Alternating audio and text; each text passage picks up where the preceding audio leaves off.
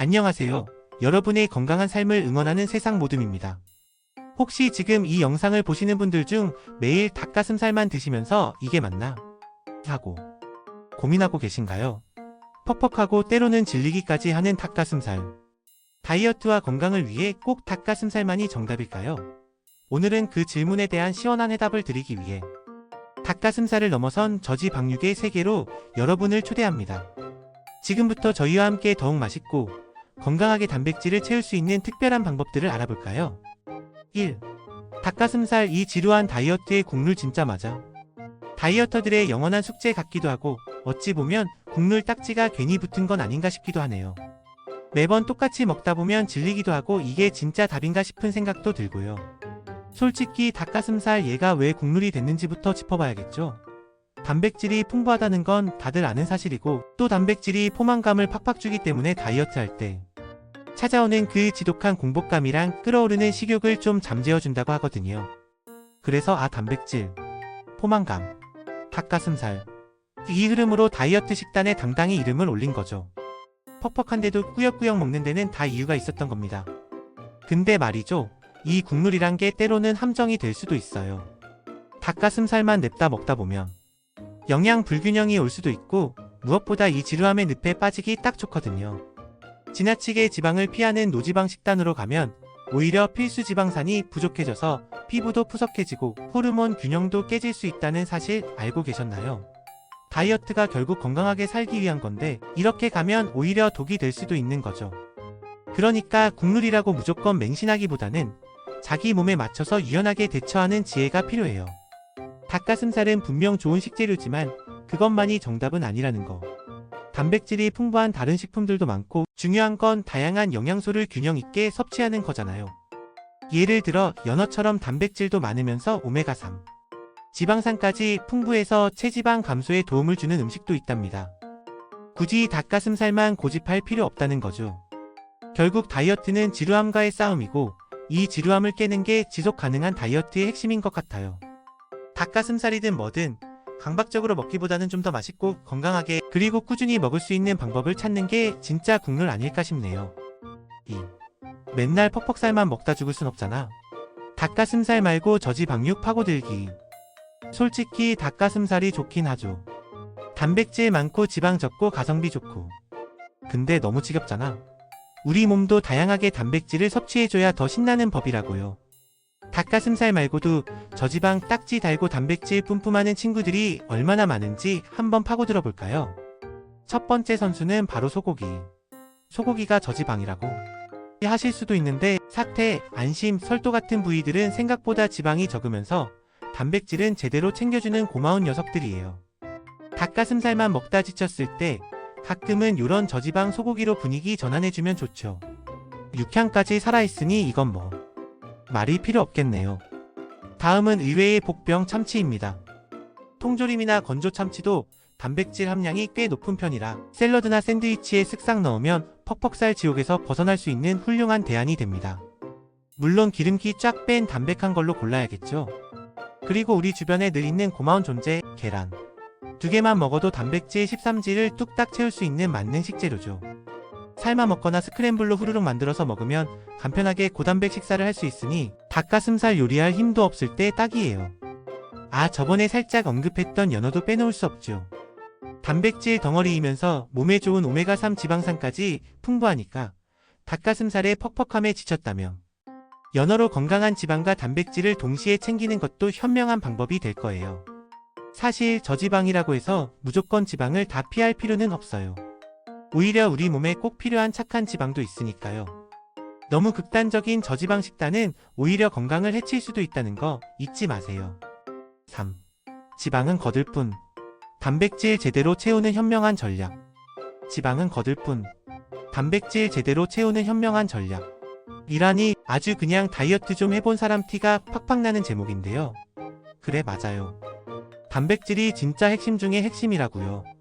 솔직히 지방이라고 무조건 나쁜 건 아니잖아요. 살아가려면 몸에도 좀 있어야지. 근데 주인공은 따로 있다는 거죠. 바로 단백질. 우리 몸의 근육은 물론이고 손톱, 머리카락, 심지어 피부까지 우리 몸을 이루는 거의 모든 것들이 단백질로 이루어져 있대요. 심지어 성장 호르몬이나 효소 같은 몸 안에서 중요한 역할을 하는 친구들도 다 단백질로 만들어진다고 하니 뭐 말 다 했죠. 이건 마치 우리 몸의 건축 자재나 마찬가지인 거죠. 없으면 제대로 지어지지도 않고 뭔가 자꾸 무너져 내리는 느낌이랄까. 그럼 어떻게 해야 이 단백질을 현명하게 채울 수 있을까요? 마냥 퍽퍽살만 먹는다고 해결될 일도 아니고. 첫 번째 전략은 바로 꾸준함이에요. 단백질은 한 번에 많이 먹는다고 몸에 다 흡수되는 게 아니거든요. 꾸준히 나눠서 섭취하는 게 중요해요. 식사 때마다 조금씩 단백질을 포함시키는 거죠. 몰아서 먹지 말고 아침, 점심, 저녁 꼬박꼬박 챙기라는 말씀. 우리 몸이 단백질을 계속 사용할 수 있도록 연료를 공급해주는 거라고 생각하면 돼요. 두 번째 전략은 다양성입니다. 단백질이라고 다 같은 단백질이 아니라는 점. 동물성 단백질이랑 식물성 단백질을 적절히 섞어 먹으면 우리 몸에 필요한 아미노산을 골고루 채울 수 있어요. 이 조합이 단백질 흡수 효율을 더 높여줄 수도 있다니 안 챙길 이유가 없겠죠. 예를 들어 콩류나 견과류 같은 식물성 단백질도 아주 훌륭한 선택지가 될 수 있답니다. 특정 단백질에만 의존하는 건 좀 위험할 수도 있다는 거 명심해야죠. 마지막으로 지방은 단지 거둘 뿐이라는 이 문장의 진짜 의미를 아는 거예요. 단백질 섭취할 때 좋은 지방을 적절히 곁들이는 건 오히려 단백질의 소화 흡수를 돕고 포만감까지 높여줘서 과식을 막아줄 수 있대요. 무조건 지방을 멀리하는 게 아니라 똑똑하게 활용하는 게 핵심이라는 거죠. 결국 우리 몸은 복잡한 유기체니까 어느 한 영양소만 너무 띄우거나 너무 멀리하는 건 현명한 전략이 아닐 수 있습니다. 4. 닭가슴살 대 다른 저지방육 영양 덕후의 최종 선택은? 닭가슴살 얘가 참 고마운 식재료인 건 맞아요. 단백질 함량도 높고 지방도 적어서 다이어터들의 스테디셀러로 굳건히 자리 잡았죠. 칼로리 걱정 없이 단백질을 챙기기엔 이만한 가성비 끝판왕도 없다고요. 그런데 말입니다. 우리 영양 덕후들은 그 이상의 것을 봐야 하지 않겠어요?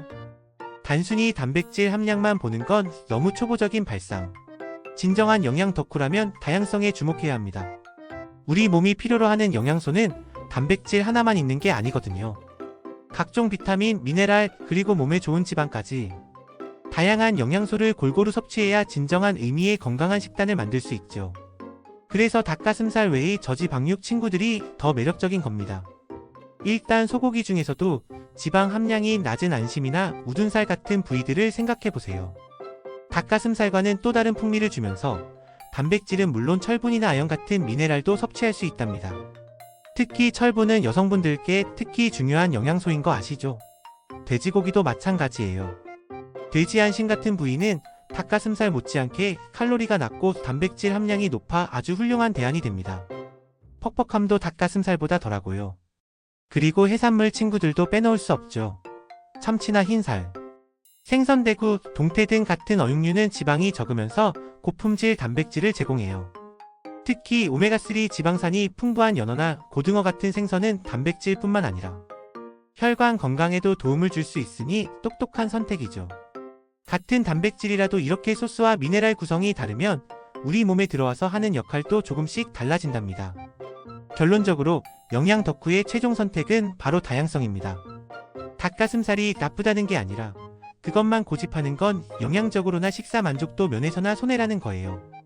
우리 몸에 필요한 단백질을 채우면서도 매일 식사가 즐겁고 다양한 영양소를 섭취할 수 있도록 여러 저지방 육류들을 현명하게 조합하는 것이 진정한 영양 덕후의 길이 아닐까 싶네요. 닭가슴살 앤드 저지방육 알고 먹으면 건강 효능 200%더 땡겨.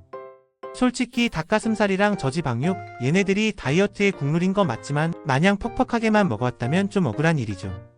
쟤네들이 우리 몸에 들어와서 대체 뭔 일을 하는지 정도는 알고 먹어줘야 제대로 뽕을 뽑는 거 아니겠어요? 일단 닭가슴살 얘가 왜 좋냐고요? 다들 아는 고단백 저지방은 기본 옵션이고요. 단백질이 우리 근육을 키워주고 유지하는데 필수라는 건 이제 식은 죽 먹기죠. 운동하고 나면 얘가 바로 회복템으로 변신하는 거고요. 그런데 이뿐만이 아니라고요. 단백질은 단순히 근육만 만드는 게 아니라 우리 몸의 면역력을 든든하게 지켜주고 에너지 대사에 필요한 영양 성분 역할까지 한다네요. 게다가 우리 몸 에너지 팍팍 내게 도와주는 비타민 B육도 꽤 많대요. 이거 없으면 에너지 대사도 힘들어지고 신경계 기능도 제대로 안 돌아간다니 얘가 은근 다재다능하죠. 거기다 나이아신은 콜레스테롤 수치 개선에 심혈관 건강까지 챙겨준다니까. 그냥 퍽퍽살이라고 무시할 게 못 된다고요.